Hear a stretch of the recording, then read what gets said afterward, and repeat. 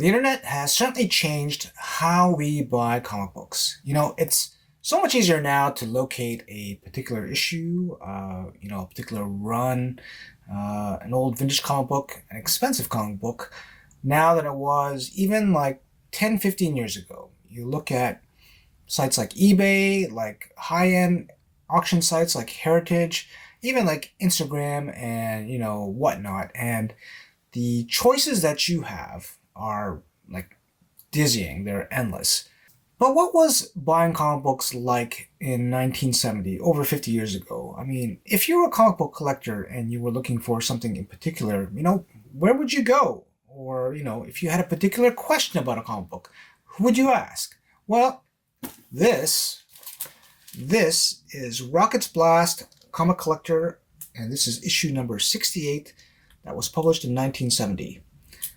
In this episode, I'm going to take a deeper dive into what this is. This is kind of like a comic book fanzine, or adzine, maybe more specifically, that was, basically what the internet was for comic book collecting back in 1970. Rocket's Blast and Comicollector was the brainchild of a Mr. G.B. Love and started publication in 1964 by the merging of two publications, which was Rocket's Blast and the Comicollector. By 1970, circulation had grown to a very modest 2,000 copies, and this publication is just filled with great amounts of comic book collecting history. Alright, let's take a look inside. The majority of the contents of RBCC issues are ads selling comic books, but there's also artwork, or like fan artwork, articles, letters, and other news features sprinkled throughout each issue. The ads themselves can be used as a pretty good gauge of what comic books were popular back then, as well as a kind of general value of certain comic books. This issue predates the Overstreet comic book price guide by a few months, so there was no comprehensive list or guide for comic books at that time. And it's interesting to read in some of the articles back then, a lot of comic book fans would essentially create comic book indexes. And this is essentially a list, of titles grouped by publisher or by title, and it would have detailed information like the number of issues and if possible, the artists and characters also featured in that comic book. These issues also have like a letters page, and I thought it's kind of interesting in that there's a letter by Fred Hembeck. And if you don't know who Fred Hembeck is, he's a writer, artist who would work for Marvel in the 1980s.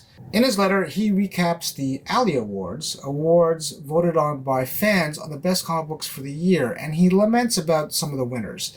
As it appears, it's more of a popularity contest than true critical evaluation. Fred Hembeck would later go on to work for Marvel, as well as other publications, as a writer and an artist. There's a letter from Roy Thomas, second in command after Stan Lee, who talks about X-Men and why that series failed.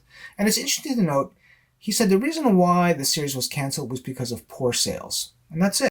Although his run in X-Men at that time, which was also drawn by Neil Adams, was critically acclaimed, it wasn't enough to save the title. And the series would go into reprint mode after, I believe, issue number 66, which was like the last issue that had a new story. And this is kind of, I think about it, like X-Men at that time also had like a number of stunning covers, by, early on by Jim Steranko, and then like moving towards like Barry Windsor Smith and then Neil Adams. So it's like, wow, it's kind of hard to believe that series just couldn't take off during that time. Okay, let's check out the prices on some of these comic books that you can buy. And the first one I want to kind of go over are prices for X-Men. Now, as I mentioned, X-Men was going into reprint mode, which essentially means like it was going to be canceled. So I think as a result, prices started to dip for X-Men because, there's not going to be any more new stories. Who's going to collect X-Men? Now's a good time to just, maybe get rid of them. There are what I would call some mind-boggling prices for X-Men comic books back then. And, you're going to ask, okay, well, these are 1970 prices. That amount must be like 10-fold or 20-fold in today's prices, but not so fast. I did a quick Google check on inflation since 1970, and $1 back then is about $8 now. Whoa, check out the deals on this page. Avengers number 1 to 52 plus annual, $40. Tales of Suspense, number 39 to 104, which I assume is the Captain America issues, $38. X-Men number 1 to 44 for $22. Yes, X-Men getting the short stick again. Spider-Man number 2 to number 63 plus annuals for $42. Wow, insane. Here are a few ads by people who want EC books. Like this one doesn't include crime suspense stories, which I thought was interesting. They also paid the highest for their science fiction titles.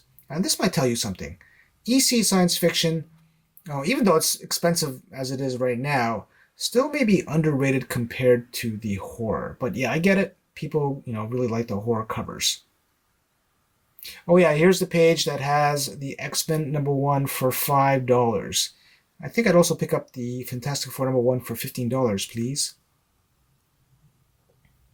This to me was the best deal out of all the ones for X-Men books. Heck, this page has all kinds of great deals.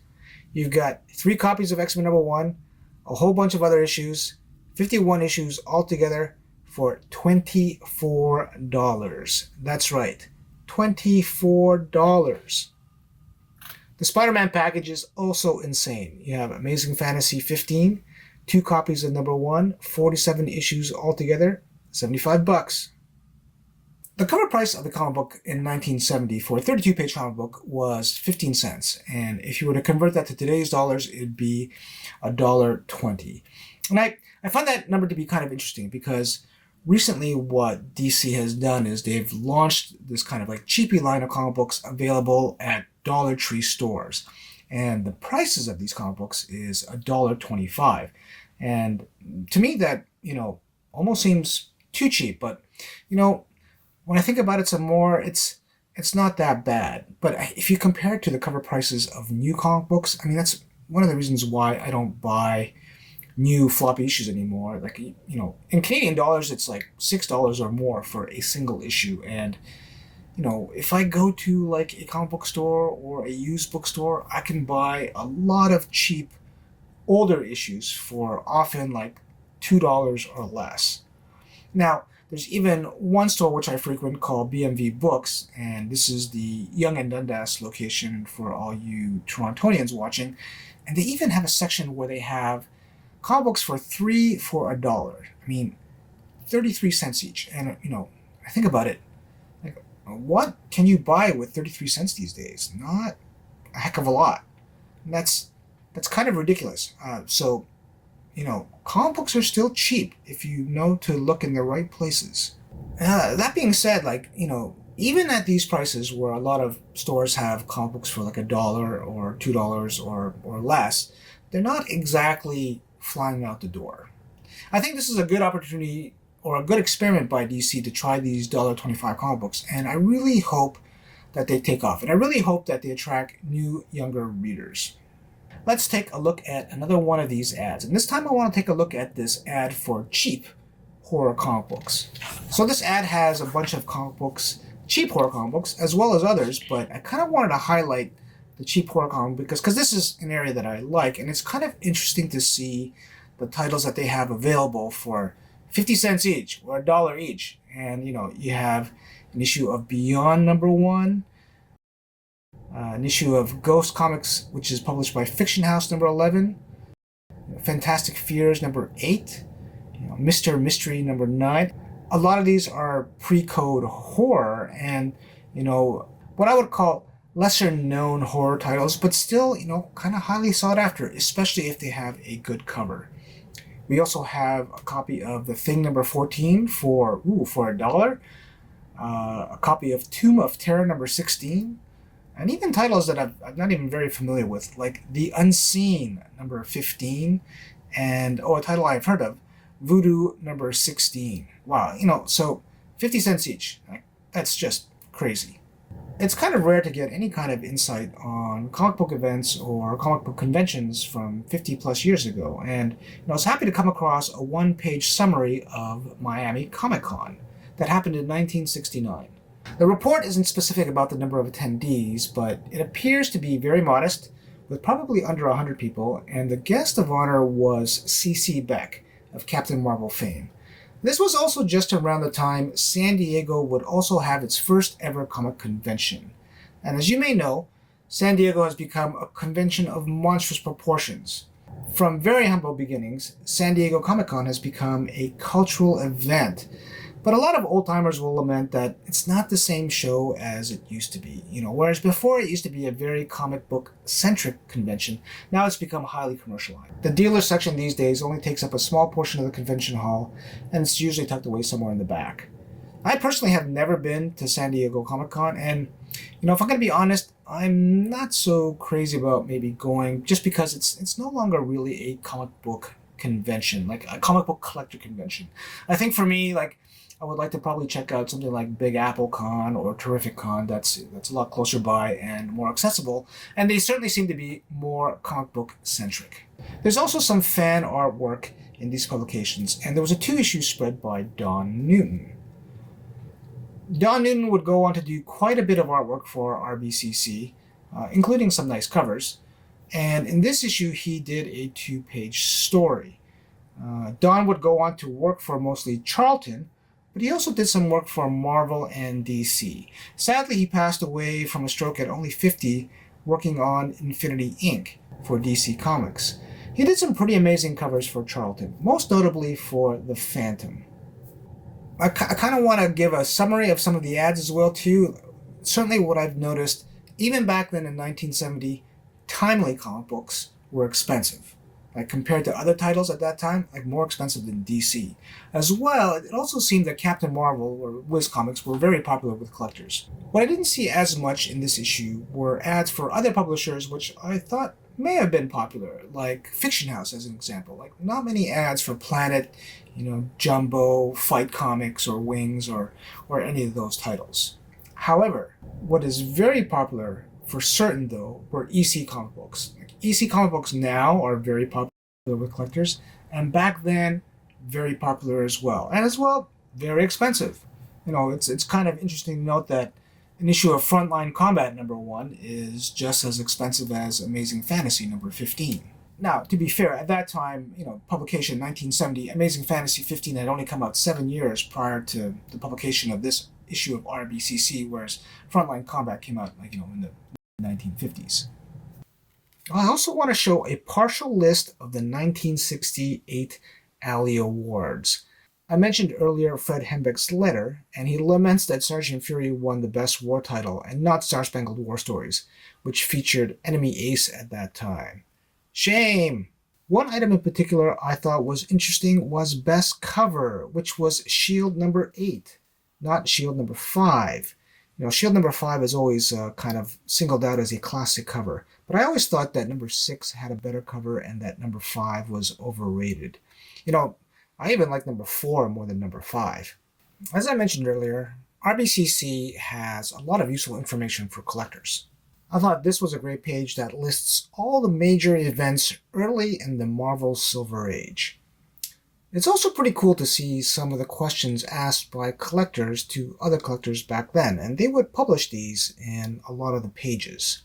Here we have an ad for a Jack Kirby fanzine. This has a checklist of his work as well as reproductions.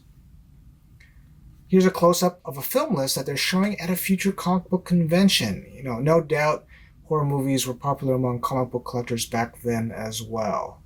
It's also interesting to see some of these handwritten ads. I wonder how well these ads were received by other collectors compared to the ones that were typed out. Wow, look at this page. This page has an ad for Batman #1 and Captain America #1 for $150 each, which is $1,200 in today's dollars. Interesting thing to note, I didn't see a single ad for Marvel Comics #1, which is a truly rare book even at that time. This is an interesting ad about a store that paid pretty significant amounts of money for comic books.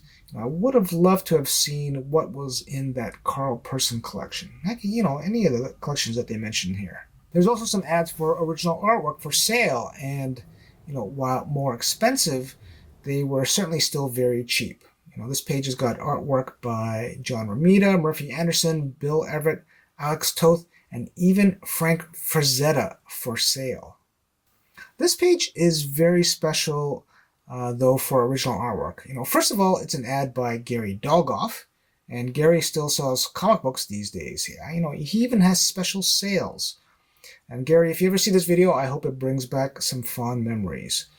What's also special is the artwork available for sale. We have Steve Ditko original artwork, which these days doesn't come up for sale very often.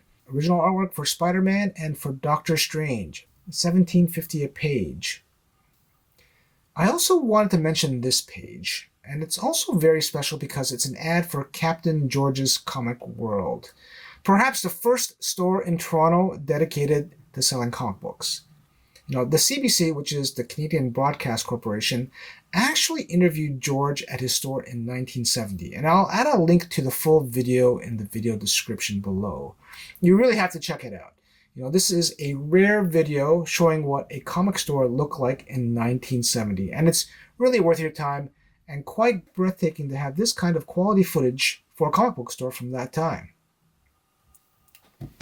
So, I hope you enjoyed this blast from the past, courtesy of Rocket's Blast and the Comicollector. If you ever have the opportunity to purchase one of these, I would highly recommend it. They're usually not very expensive, and they do, give you a pretty good insight as to what it was like to collect comic books, way back in the day. If you enjoyed this video, you can check out another one of my history tidbit videos over here. Until next time, read and enjoy your comic books.